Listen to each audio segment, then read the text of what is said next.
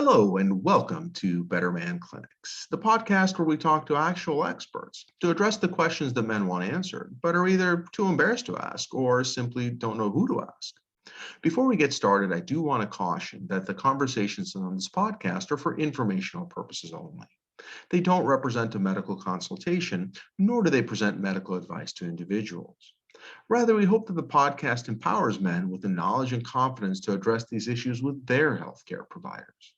As with any medical or wellness issues, you should always consult with your healthcare provider before beginning any type of treatment or preventative intervention.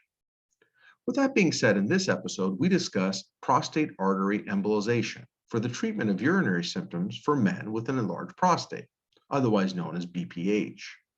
In recent episodes, we've discussed several procedures used to treat BPH. Now, what all these procedures have in common was that they all involve actually carving away part of the prostate that is obstructing the urinary stream. But what if I told you that a procedure exists to treat BPH that does not actually involve touching the prostate at all? Rather, this procedure, called prostate artery embolization, manipulates the blood vessels of the prostate. But how does this procedure actually improve urinary flow? Is it safe? What is involved and what is the recovery like? How effective is prostate artery embolization in the short term and for the long haul? And why should men consider the procedure as opposed to other procedures that actually involve cutting or shaving away the prostate? To answer these questions and many more, we are lucky to be joined by Dr. Ari Isaacson. Dr. Isaacson is a board-certified and licensed interventional radiologist who specializes in prostate artery embolization. After graduating medical school at USC, Dr. Isaacson completed his radiology and interventional radiology training at the University of North Carolina, where he stayed on as an assistant and then associate professor of radiology and was appointed chief of the Division of Vascular and Interventional Radiology. He currently practices at the Prostate Centers of America, where he also serves as the chair of quality and research.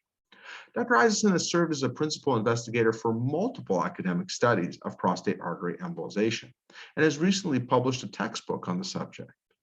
And now, without further ado, I bring you our conversation with Dr. Ari Isaacson about prostate artery embolization as a treatment option for men with the urinary symptoms secondary to BPH.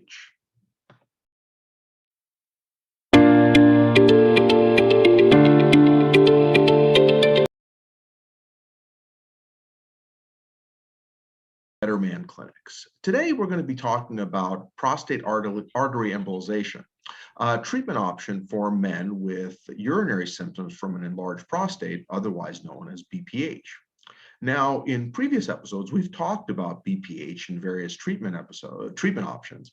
And what we found is that a lot of those treatment options had a lot in common.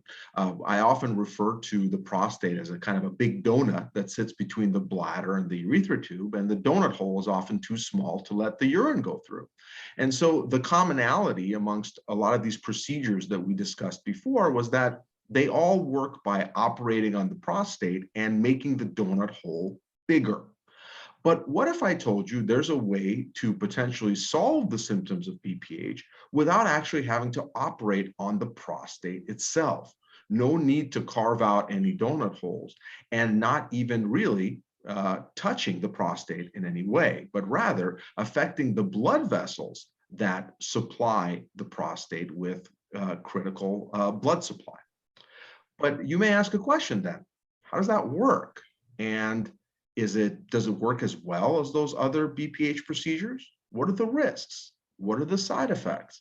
And is it right for me? Fortunately, to help us answer these questions and many more, we are lucky to be joined by a true expert, Dr. Ari Isaacson, who is a vascular interventional radiologist and is not only an expert on the topic of prostate artery embolization. If I'm not mistaken, you've also written the book on it. Dr. Isaacson, welcome to the program. Thank you very much. I appreciate the introduction. Absolutely, absolutely. So, our listeners and viewers are very familiar with the urologists and everything they do, but they probably, or a lot of them probably may not even know what an interventional radiologist is. So I'd love to hear kind of your explanation and also what inspired you to become an interventional radiologist. Sure. So most people don't know what an interventional radiologist is, and that's one of the challenges that I face on a daily basis. So I have two explanations of what it is. So one is, I guess, the more technical one, and that is I perform minimally invasive procedures using some kind of imaging to guide what we're doing. And so that may be X-ray, it may be ultrasound, it may be CAT scan, but that's why it's part of radiology, because there's some kind of imaging that's happening while the procedure is going on. And then some people say, well, is somebody else doing the procedure and you're doing the imaging? No, we actually do the procedures. And our procedures range from things that are simple, like putting in central venous catheters for patients who need medication centrally, to complex things like what we're going to talk about today, treating the prostate or treating cancer in the liver or in the kidneys. So we do a large breadth of things. So that's one explanation. The other explanation is that we're kind of glorified plumbers because we do a lot of stuff inside the blood vessels. So. Well, as a urologist, I'm no stranger to that definition. That's for sure. Exactly. Yeah. We're the other plumbers. And what inspired you to pick interventional radiology? That's a good question. Also, when I was in medical school, I kind of realized that I wanted to do a specialty where I was using my hands more than just sitting around and thinking. I do like to think, but not. I don't like to sit around and only think. So I was looking at specialties where I could use my hands and do procedures. And maybe if I had a urologist mentor at the time, I might have gone that direction. I don't know, but I didn't really have someone in my training that was like that for me. So I was looking at general surgery, and there were some things about the specialty that I wasn't crazy about. And then I like a lot of people, I happened to have a rotation in interventional radiology, and I fell in love with the fact that you get to treat a large breadth of patients, a lot of different procedures, and the technology is really fascinating. Fantastic. Sounds like you are very much into tech and new gizmos and toys for sure. And I know this probably provides you with that opportunity to play with a lot of cool toys for sure. Absolutely. Absolutely. So let's dive into prostate artery embolization, or PAE. I kind of gave a very poor high-level description, at least of how it differs from what guys expect from prostate procedures. But can you maybe in your own words describe what is PAE and what is the theory behind how it works? Sure. Yeah. So, the E in PAE stands for embolization, right? And what is embolization? That is the purposeful blocking off of blood supply, of stopping blood flow for a therapeutic purpose. And this is something that we've been doing as interventional radiologists for 30, 40 years at this point. It's just been other places besides the prostate. And maybe I shouldn't even say that, because we have been treating the prostate as well, but not specifically for urinary symptoms. For bleeding, from hematuria, bleeding from the prostate, we've been doing the same procedure. And so we know that this is a reasonable thing to do. We treat cancer this way in other places like the liver and the kidney. And we stop, if someone comes in with a bleeding bowels, we'll do that as well and target them. So this is a concept that we're very familiar with. And it just happened, there's a case report published in around 2000 in our main journal. And what it looked at was there was a patient, my lights just went off, so there you go. The patient who came in that had bleeding from his prostate. So he was having a lot of blood in his urine, and he went to an interventional radiologist who said, yeah, I can treat that. I will go ahead and embolize the prostate for bleeding. And so they did that, but sure enough, when he came back for follow-up about 6 weeks later, not only was he no longer having blood in his urine, he was also reporting that his urination was much better. He had a stronger stream, and he felt like he was emptying more every time he urinated. And so all of a sudden, a light bulb went off. Maybe this is something we can do for more men with BPH. And they published it, and then from there were animal studies and trials and stuff went on like that. So you asked, what's the concept behind it? The concept is that, like you said, the prostate is a donut, squeezes down on the urethra, and not only squeezes on the urethra, it also pushes up into the bladder, right? And causes the bladder to be irritated. And so if we can reduce the size of the prostate and also make it softer, then we'll have less pressure on the urethra and less pushing up on the bladder. And we can do that by starving it of blood. Just like any other organ, when it gets starved of blood, it tends to shrink down. And that's what happens in the prostate. And so that's the concept, is we go into both sides of the prostate, we stop as much of the blood flow as we can, and it shrinks down and presses less on the urethra. Got it. So we'll get into the details of how you do that a little bit later, but Mhm. I'm sure a basic question that a lot of guys might ask is, well, that sounds cool and all, but like I've learned that like, cutting off blood supply to things are bad. Like that's how a stroke happens, right? You lose blood supply to your brain, you can die. Won't you kill off the prostate by cutting off its blood supply? And the answer is yes. Cool. Okay. Let's go get lunch. Yeah, because I have this discussion all the time with what is the purpose of the prostate? What does it do for men? Right. So the purpose of the prostate, as you know, and we'll share with the rest of the group, the crowd that's watching here, is to create a nourishment, a nourishing fluid for the sperm so that the sperm can go and do their job and fertilize an egg. Once you're no longer interested in impregnating a woman, the prostate has very little positive function. It basically is just an annoyance at that time. It gets more annoying as you get older and as it gets bigger. And so, yes, I tell patients, yes, I do want to kill off the prostate as much as I can. But I want to do it in a way where it doesn't cause you any other problems. Got it. So in essence, you are doing that. Well, that's fair enough. That's fair enough. We'll get into that a little bit later as well. Now, this sounds obviously very kind of groundbreaking and novel. And as you said, like even the very idea of it came up, maybe about a decade or 2 decades ago.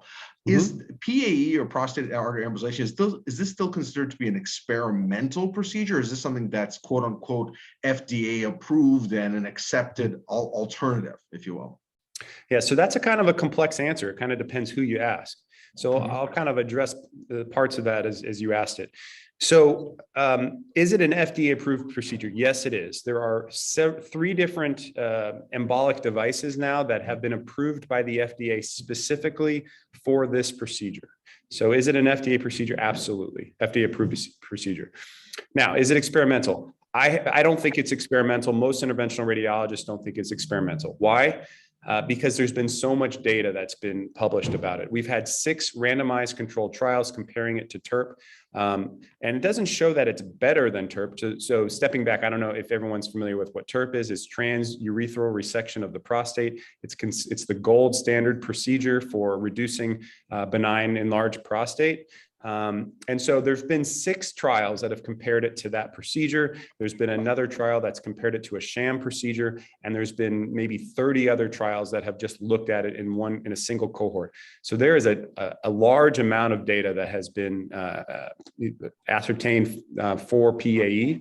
And therefore, that's why it's not experimental. However, the American Urological Association, who puts out BPH guidelines for treatment, for whatever reason, and that's a whole nother discussion we could talk about at some other time probably, but the experts on that panel still say that PAE is experimental. And unfortunately, that has some downsides to it when it comes to reimbursement from insurance and the way that a lot of urologists look at the procedure, and it's unfortunate.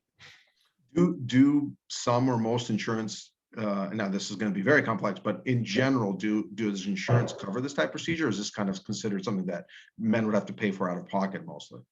In general, insurance does cover the procedure in general. Great. Now, are there specific candidates for prostate artery embolization that are considered good candidates, or is this open really to all or most men with BPH symptoms?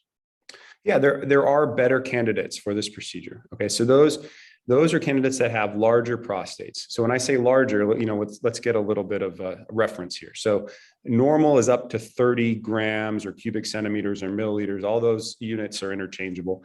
And so whatever to 30 grams is normal. Once you get above 30 grams, that's considered enlarged, right? So in my mind, 30 to 50 is just mildly enlarged. And that group of patients can have a PAE. There's nothing wrong with it. But I also think there are other great procedures out there for those size prostates, such as Resume or Urolift, aquablation. I mean, there's a lot of options out there.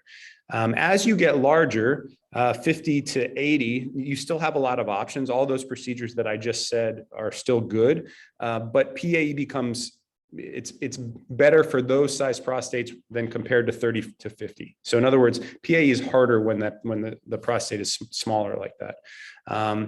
When you get above 80, now you're at 80, 100 and above, there are a lot fewer options available from a urologic standpoint.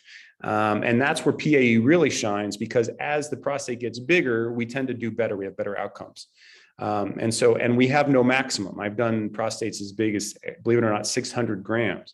So, that's where PAE, I think, really has a great place in the treatment algorithm. Additionally, when you have patients who can't undergo a surgical procedure for some reason, whether it's they're on anticoagulation and they can't come off, or they have surgical comorbidities that prevent anesthesia, those type of things, then also that's when PAE is a great option. But I'll tell you, there's a lot of good urologic options out there right now, and there's more every day. I think it used to be everyone had a terp or a prostatectomy, but now we're in a place where it's much more nuanced and there's a lot more options. Yeah, it sounds like the sweet spot for PAE are those really large prostates. So men who might be considering a HoLEP or might be considering a robotic simple prostatectomy, those are kind of where PAE would shine more than others, by what you're saying. Now, are there any absolute contraindications, like men who absolutely should not be undergoing PAE? I mean, aside from prostate size. Yeah. I would say that the size is not an absolute contraindication, because there are patients who don't want to have a transurethral procedure for some reason. And for those patients, we can still offer something. Things like if you have a renal failure, okay, so we use iodinated contrast for the procedure. So if someone comes in with moderate to severe chronic kidney disease, then it's not a good idea for them to have the procedure, because they could cause further damage to their kidneys. Other patients, if patients have very severe atherosclerotic disease, where they have occlusions of their arteries and a lot of calcific plaque, that's probably another patient that shouldn't have a PAE, that should be treated transurethral. Got it. Now, to that extent, which leads to my next question. So if somebody is referred to you for a PAE, are there any tests that need to be done, or evaluation that needs to be done that you do prior to help, first of all, evaluate if they're a good candidate, or to prepare for a procedure? What should they expect in terms of evaluation? Sure. So when I make initial contact with a patient, it's usually by phone. We do our initial consultation by phone, which I think works well in the COVID era. And we discuss their history. I like all my patients to have seen a urologist already. Why? Because it's important to determine that their urinary symptoms are actually from an enlarged prostate. Although the vast majority of patients, that's the case, there is going to be a patient once in a while who has a neurogenic bladder or urethral stricture or something along those lines that can also cause urinary symptoms. And the PAE won't do anything for those type of patients. So we need to parse that out. And I think urologists are the people who do that the best. And so, I would encourage every patient, most of my patients already see urologists, but I would encourage every patient to go see one, have a standard BPH workup, which may include a uroflow test, a post-void residual test, possibly a cystoscopy, possibly a urodynamics test, depending on the patient's symptoms. So all those things are important. Once that's been done and they've been officially kind of determined to have lower urinary tract symptoms from BPH, then at that point, the only thing additional test that I would want is some kind of scan to tell me the size of their prostate, because like we said, that's important, and also what their arteries look like. And so I tend to do that in one shot, and I get a CT of the pelvis with contrast, and that shows me both the arteries and the size of the prostate. Got it. So just basically mostly a CT scan is the fundamental thing. Additionally, in addition to the urological workup. Yeah. Got it. And I would assume then most referrals you get for this come from urologists then. Absolutely. Yeah, most do. Now, we do have patients who find me on the internet and self-refer. On very rare occasions, I have patients from primary care. But in those cases, like I said, I try to get them to go see a urologist before they come see me. But yes, the majority come from urologists. Yeah, so I think that the reason I ask is that I think this is something important for men to have in the back of their minds when maybe they see their urologist and they're being counseled for BPH, and what are the options to potentially bring that up. Is this right for me, rather than seeking out an interventional radiologist to do it for them when they may not be great candidates for that. Now, let's say we went through that. Let's say my urologist referred me over. You got the CT scan. You decided, you know what, Oleg's a pretty good candidate for this. And I say, Dr. Isaacson, what are the risks that I might be undergoing if I underwent a PAE with you? Right. So there are side effects of the procedure, right? And so when I say side effects, I mean, those are the things that I expect to happen to pretty much every patient. So we call it a post-PAE syndrome. And that usually happens the night after the procedure or the day after, somewhere in that realm. And patients develop very frequent urges to urinate and burning with urination. And that burning usually extends through the penis and to the tip, to the meatus of the penis. And that's because there's inflammation that travels through the urethra after the procedure. So those symptoms will last about 3 to 4 days or so and then resolve. And so I expect that to happen in almost every patient. Now, additional complications that can occur include blood in the urine, blood in the stool, or blood in the ejaculate. Those things tend to happen to less than 10% of patients, but if they do happen, it's not alarming. I tell the patients that it's going to resolve on its own. Just give it a week or two and it'll be better. There's a more rare complication that occurs in about 1 in 200 men. Okay, so it's less than 0.5%. And that is an ulceration on the tip of the penis or in the gluteal region. And the reason that can happen is because some of the beads that we inject into the artery to stop the blood flow to the prostate inadvertently go to the skin in those regions and cause that ulceration. Now, it's our expertise as interventional radiologists to try to keep that from happening, and we're pretty good at that. But in about 1 in 200 men, they can develop that. If that were to happen, it's painful for 2 to 3 weeks, but it does heal without any residual deficits. And we just encourage people to keep it clean and give them pain meds as needed. So there's that. As far as sexual function goes, that's another big question. What's the effect of PAE in sexual function? Well, it should not affect erectile function. I've seen it only in a few cases, but in the vast majority of the cases, whatever the patient has coming into the procedure is what they should leave with. Now, early on, there was some suggestion that it improved erectile function, but that's not the case. What improves erectile function is coming off of your medications that you take for BPH, because some of those can hinder your ability to have an erection. As far as ejaculatory function, it does not cause dry or retrograde ejaculation, but it can reduce the volume of the ejaculate because we are, in a sense, killing off some of the glandular parts of the prostate that produce fluid for the ejaculate. So that's kind of the sexual impact of the procedure. Got it. So with retrograde ejaculation, so if it doesn't cause retrograde ejaculation, I mean, at least theoretically, that should be an advantage over terp or Roto-Rooter, which does cause it, and puts it kind of more in line with like a Resume or a Urolift, which again, their big claim to fame is not causing retrograde ejaculation, which yours wouldn't cause.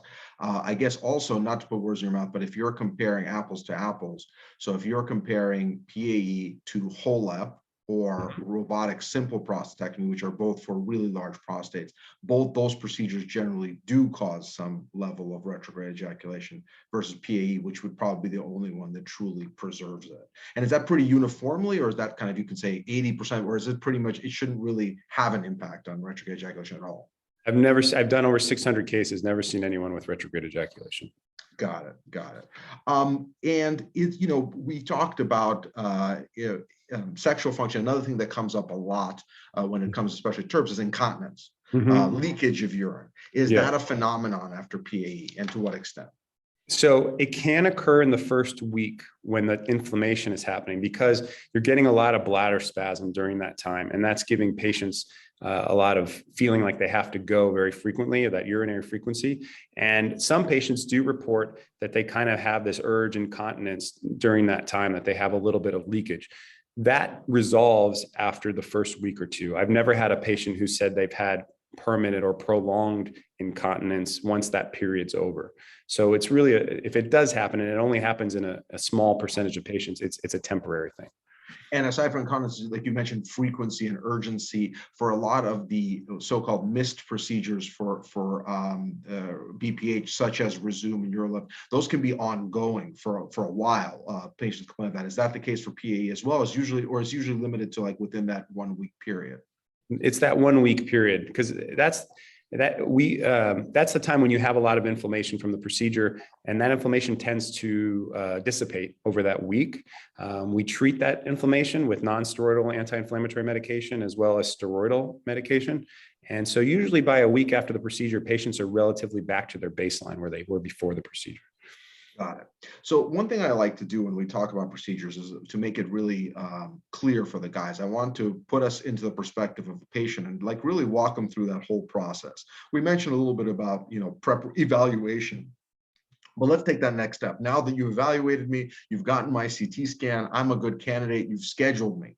Now I want to go through the process of what's involved. So my first question is, do I need to prepare in any way for the procedure? Like a week before, 2 weeks before, the night before? What type of preparation is involved for a PA?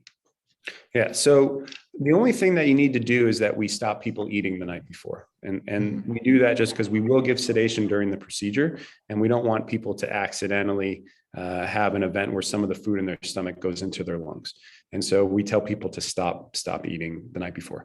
That really is the only preparation. The only other thing I'd say is don't stop any of your medications. If you take hypertension medication, keep taking it. If you take BPH medication, definitely keep taking it. I think the only caveat to that is when people take 5-alpha reductase inhibitors, which are like Finasteride, which is Avodart, or Dutasteride, so I had that backwards. Correct me. Finasteride is Proscar, and Avodart is Dutasteride. So if you take those medications, we have you stop them on the day of the procedure that we're doing it. And the reason being because those have long-acting kinetics. They don't really leave your system for a good month or so afterwards. As opposed to alpha blockers like Flowmax are very quick-acting medications. So we keep those. And I think you were going to ask me that later on, but since I'm here, I'll get to it now. We keep the patients taking those for a good month to 6 weeks afterwards because we want the procedure to work well before they stop. And the procedure is not an immediate, it doesn't work immediately. All right, so back to the question you asked me. So that's the only preparation. When you come in the morning, we just expect you to be NPO or not have anything eaten for the night before. Got it. And when you're coming in for the procedure, how long does the procedure usually take to complete? That's a good question. So, just to kind of fill out the experience, if you come see me, we do this at an outpatient center. So I'm not working at a hospital, I'm working at an outpatient center. You come in, we get an IV started on you when you come into the center here. And then we bring you back to the procedure room. We give you a little bit of IV medication to relax you.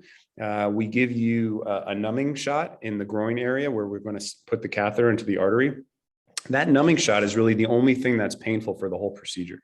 You just feel a little bit of a sting and then it's over. After that, we insert a catheter about the width of a piece of spaghetti into the arteries. We direct it through the arteries using X-ray to show us where we're going. Every so often, we inject a little contrast dye to show us the arteries. And then we get into both sides of the prostate and inject those microscopic spheres that block off the artery. Once we've done that on both sides, we take the catheter out. We use a closure device to close up the hole in the artery that we've made. And then the patient will recover for 2 hours. So the procedural part takes about an hour or so. And that can be variable depending on how tortuous or how windy the patient's arteries are. Sometimes it can take longer than that, but typically it's about an hour.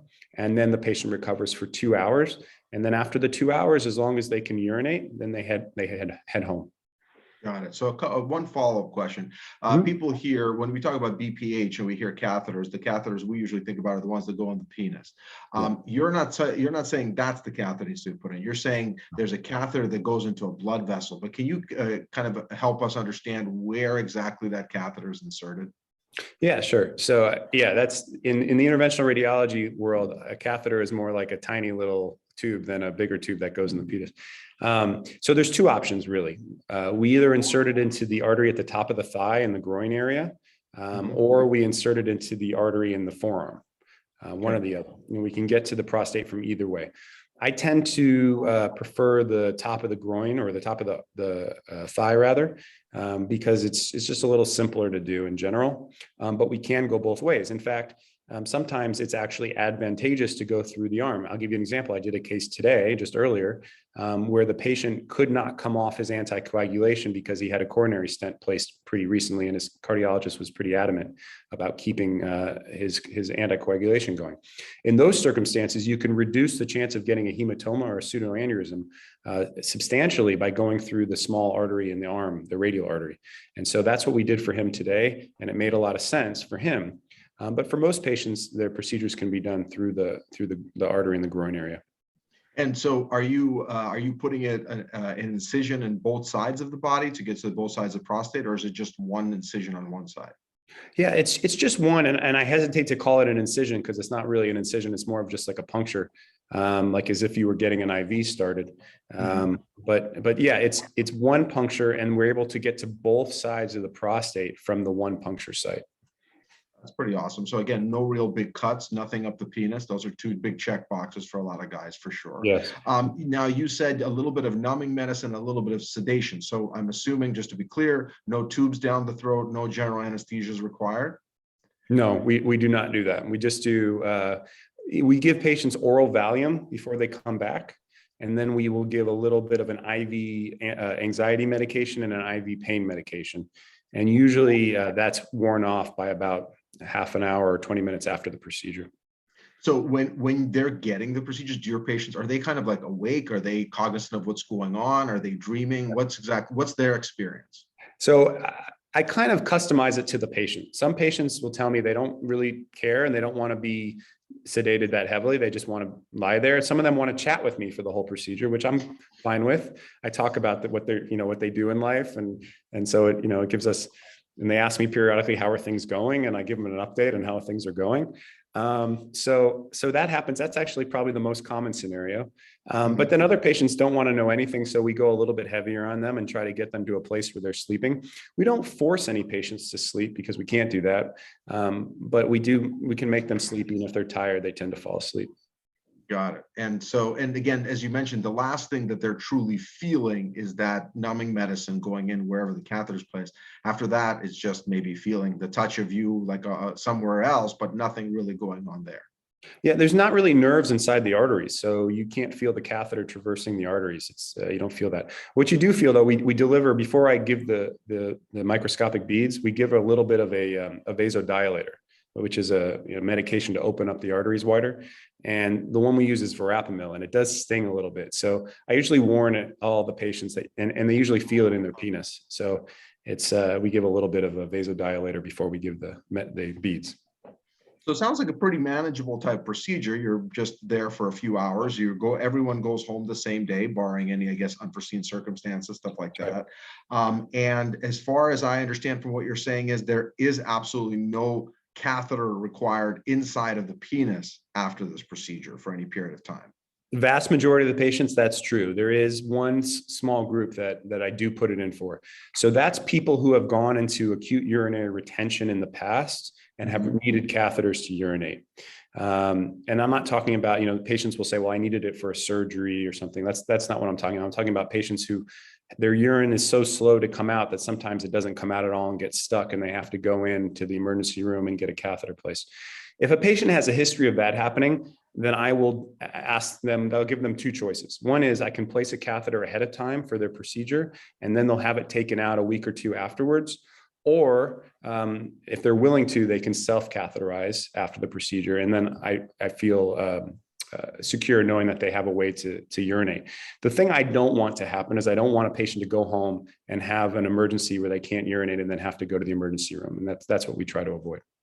And just from a physiological level, the reason why they would potentially, for those that are at risk, is because of that inflammation of the prostate that's occurring. So does the prostate initially swell a little bit after the procedure?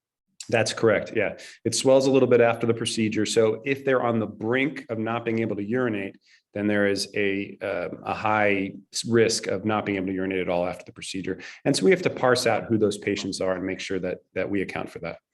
Got it. Now, you had mentioned that after the procedure, when they get home, they're going to feel a little bit, maybe again, of stinging in the penis, a little pain with urination. Is there any significant pain otherwise, abdominal pain, groin pain, pelvic pain, anything like that, like you feel like you've had surgery kind of pain afterwards?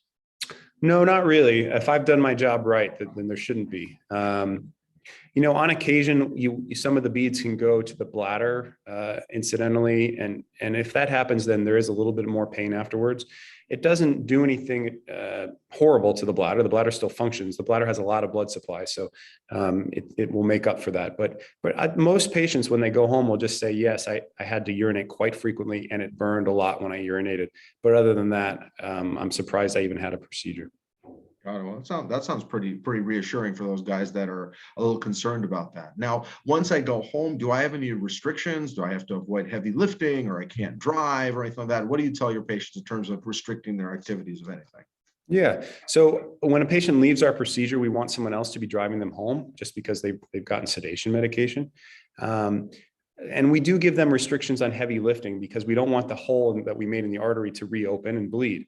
And so I'll tell my patients for 3 days, don't do anything that really, where you have to strain to do it. Now, I also tell the patients, I don't want you to be sedentary. I don't want you to be sitting on the couch or in bed for a period of time. I want you to be moving around in a leisurely fashion. And that, I think that helps the recovery. A lot of patients ask me, when can I play golf, right? Because that's a big issue in this demographic. So I usually tell them, give it 3-4 days and then you can go back to golf. Another very interesting one is, when can I get back on my bike? And so I have this, this theory about especially mountain biking, where you have a lot of vibration on the perineum, or the area underneath where the prostate is. And so that's the one thing I usually tell patients, say, look, I think that's probably counterproductive to your recovery in some ways. I think it's going to continue to cause some inflammation. So I say about 3 weeks on the bike if possible. Sometimes you have some people who are really fanatics and need to get back. And, I think everything is flexible and customized to the patient. But all in all, it's 3 days of no heavy lifting. And then I say after a week, you can do anything you want. And except for the mountain biking. Except for the mountain biking, yeah. But you said obviously somebody should drive them home, but because they've received anesthesia. But then I guess by the next day, are they able to drive, or is the 3 days apply to drive? Absolutely. Yeah, absolutely. They can drive themselves. Yep. Got it. And then do most people go back to work then within a couple of days then? It kind of depends what you do, right? So most men that I treat in this age group tend to either be retired or be in a position where they're not doing something too strenuous during the day. If you're working, if you have a desk job, or you're just doing something behind a counter or something like that, absolutely, you can go back to work first day, second day, depending on, a lot of it depends on how much urinary frequency you have. If you're feeling like you really have to pee very often, then you may not be able to get back, but there's a lot of men who do go back to work the next day. Got it. And so generally speaking, it's pretty safe to say the complete recovery time, barring mountain biking, is probably safe to say within a week then. Yeah, about a week. I'd say that's fair. Got it. Now, that's in terms of side effects. What about in terms of benefits, right? So how soon after this procedure would you anticipate somebody to have a meaningful improvement in their BPH symptoms? Yeah, that's a great question. And this is the differentiator, I think, between some of the other procedures that are out there. This PAE is slower to work. And so I usually tell patients, you're probably gonna have to wait about 10 days to 2 weeks to really notice changes.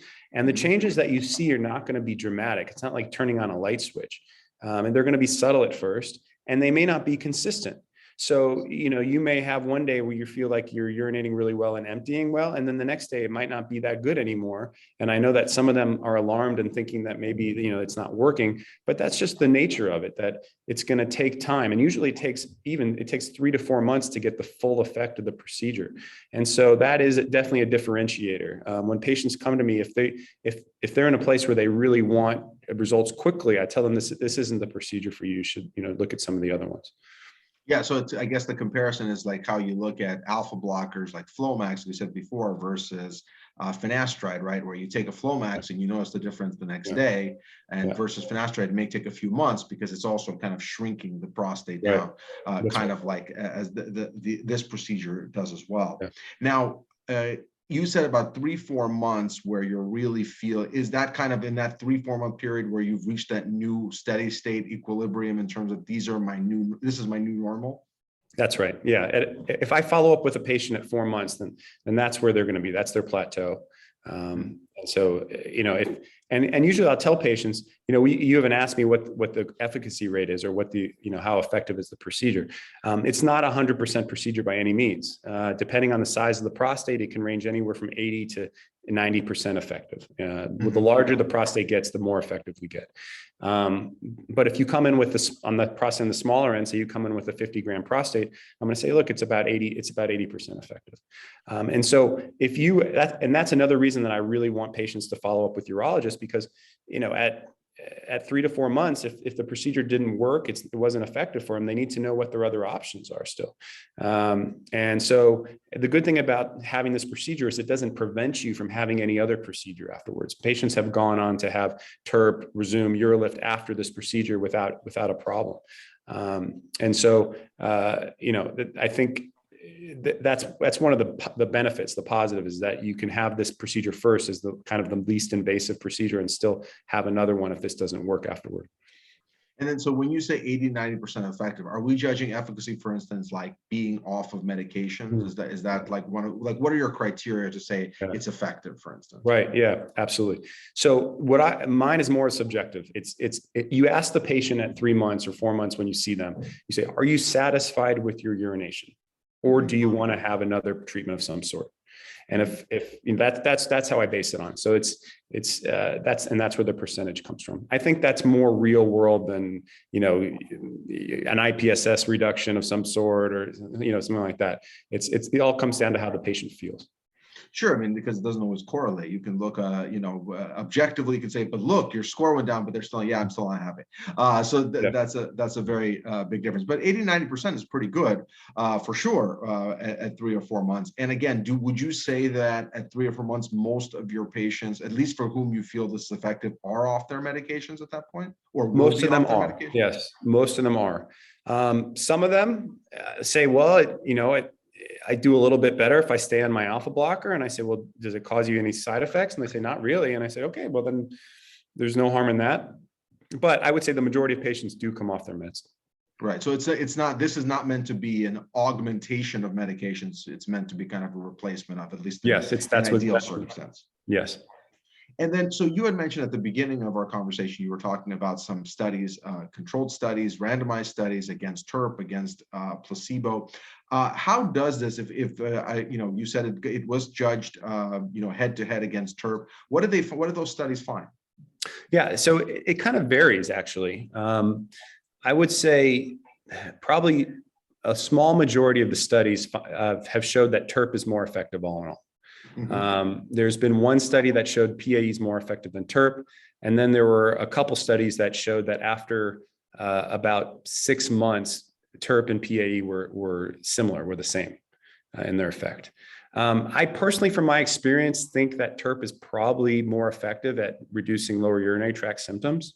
But, there's a trade-off that, you're going to have more potential risks with TERP. So I think with what we do, I don't think you're ever going to do as well with PAE as with a procedure that basically removes tissue, because you're creating a channel. And really what we're doing in PAE is we're not only shrinking the prostate, but here's a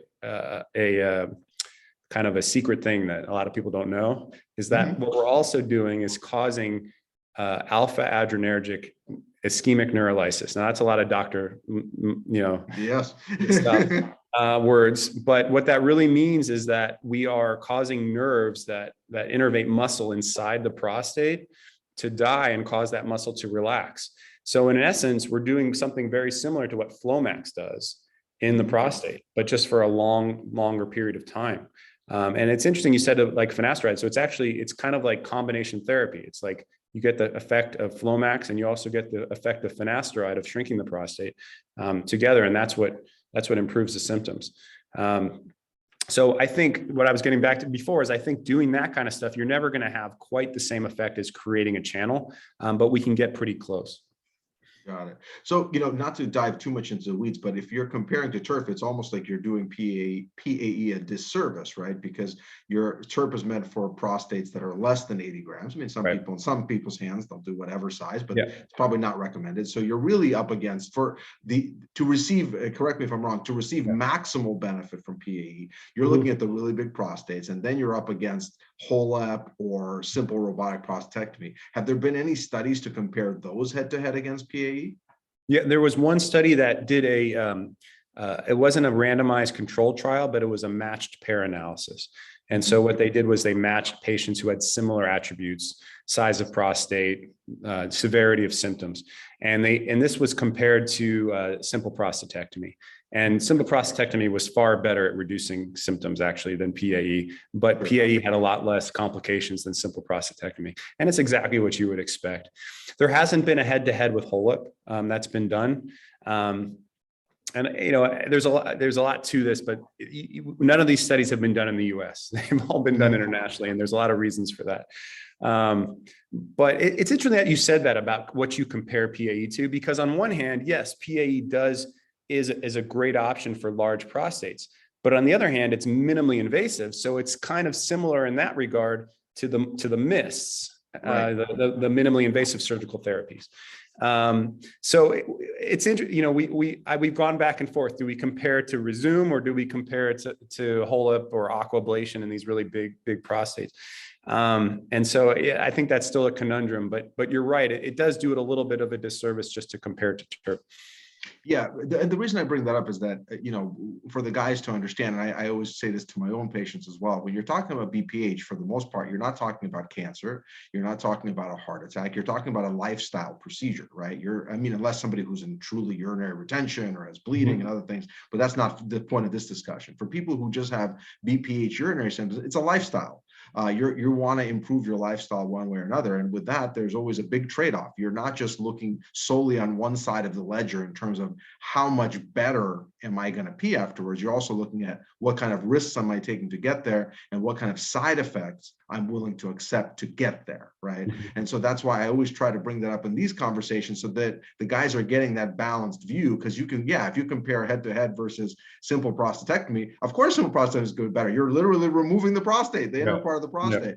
But what are you trading off for, right? And so we've had Dr. Yoon on from Temple, who does robotic simple prostatectomies. He was very honest too, very effective, but does have side effects. Does have things that you have to be willing to go through to get that end result. So I'm glad, I appreciate your candor as well, because I think that's really the most beneficial thing for the guys, to get a balanced view of what they're signing up for.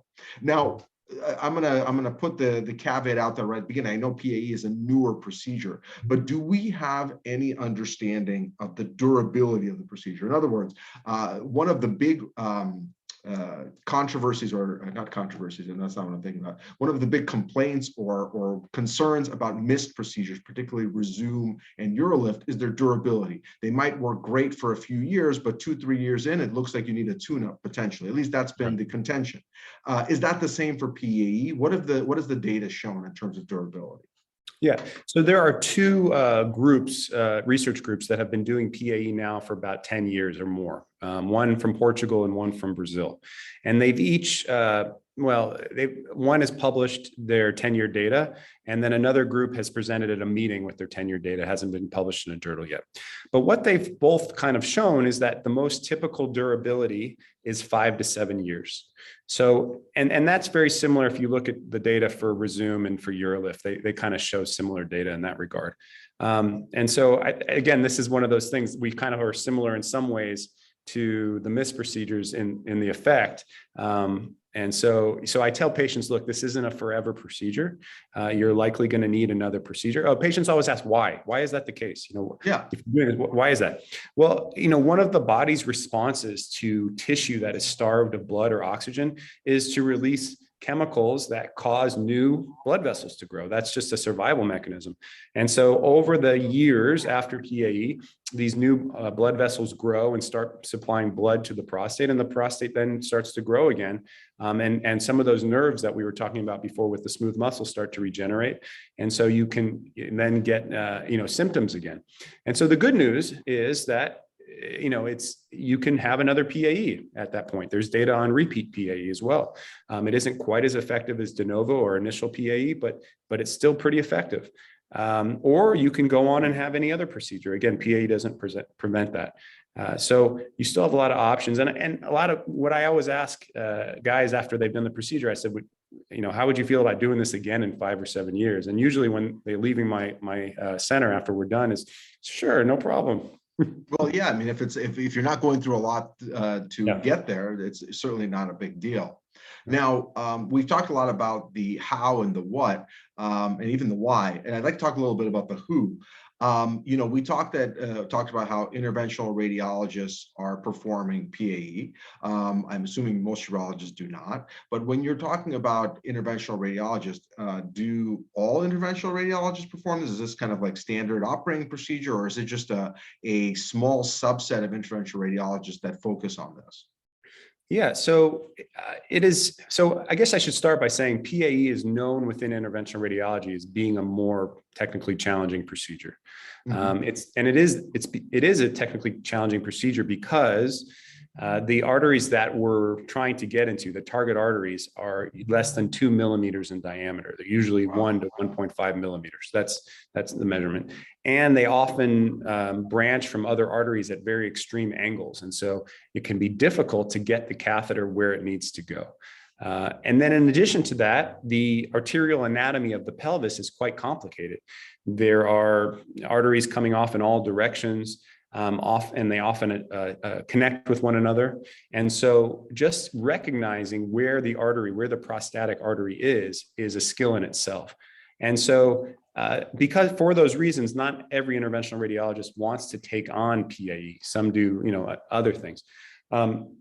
But I would say there's a subset of interventional radiologists who do more advanced embolization type procedures, and this being one of them. And it takes some study and some practice to really have the skills to do this regularly.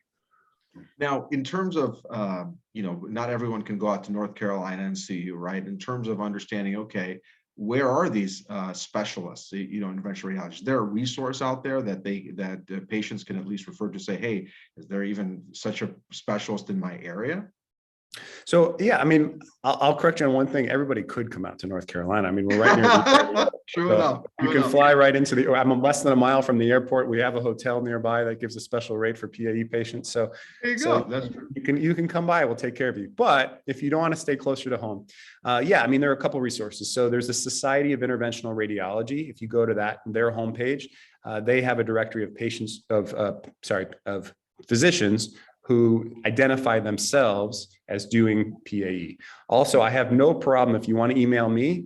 I will send you to someone locally who I know has a lot of experience to do your procedure. And I do that all the time, actually. I get emails all the time. Do you know of anyone in Florida, anyone in Colorado, anyone, So I'm glad to refer people that I know that do a lot of procedures. No, that's fantastic. We'll take you up that. We'll put it on the site so that if people have questions. Hopefully they won't bombard you with that for sure. Now, the other question is, so let's say I'm in the office of one of these other interventional radiologists. What questions should I be asking them to make me feel comfortable that they're going to do a great job for me? Is it a question of, like you said, you've done over 600 of these. Do you ask them, how many have you done? Or what are those proper vetting questions that would help you feel more comfortable? Yeah. And so, I think like in any specialty, the more you do of a procedure, the better you've seen more of the variants, more of the potential complications, you know how to deal with things. So I think experience plays a big role in it. That's probably the number one thing is ask about the experience of the physician in doing the procedure. There are different pieces of imaging equipment that can be helpful. When you're starting out in this procedure, it's particularly helpful to either have what's called a CT angiogram ahead of time to show the arteries. That's a little bit different than what I get. I don't quite get a CT angiogram. I just get a standard CT. And there's also something called cone beam CT, which is part of your angiography equipment, which can also be helpful. And especially if you don't have a lot of experience doing this, if a physician's just done, 10, 20, 30 of these procedures, it's helpful to have that type of equipment. Again, it's called cone beam CT. But I would say there's nothing as valuable as just plain old experience in doing this. How many cases have you done? and what's your outcomes like? What are your outcomes like? Not to say there's a magic number. What's a reasonable number of cases? Man, it's hard because I've been asked this a bunch of times, and where it's, I don't know. I think probably somewhere between 50 and 100 is probably, but you got to get there. And how do you get there? You got to do cases. You got to So get the experience. yeah, you do. So it's challenging. But I think somewhere in there is where the learning curve kind of becomes less steep. Got it. No, that is helpful. It's kind of that chicken and the egg, right? But yeah, nobody wants to be the guinea pig and learn, right? At least from the patient perspective. No, definitely not. For the doctor to learn on. Dr. Eisen, thank you so much. This has been very enlightening, and I think you've provided a pretty balanced and open perspective on PAE. Definitely a great solution for some, but not all. And I think that the main take-home message that I've received from this conversation that the guys should receive is that there's always a trade-off, and it's really a question of what is most important to you and where does that balance between efficacy, risk, and side effects lie. Where on that continuum do you feel most comfortable? And I think if you can answer that question honestly for yourself, you're going to be much happier with the result no matter what you go with. Now, Dr. Eisen, I'm going to end our podcast with nothing to do with the prostate or urination. Yeah. Our podcast is called Better Man Clinics, and the reason for that is that we're trying to all get better. And the experts like yourself that we have on the podcast have obviously reached a level of success in their lives, personal and professional, that we all want to emulate. So this question is simple: what is the secret to your success? The secret is that every day when I come to work, I come with the mentality that I want to serve my patients as best as I can.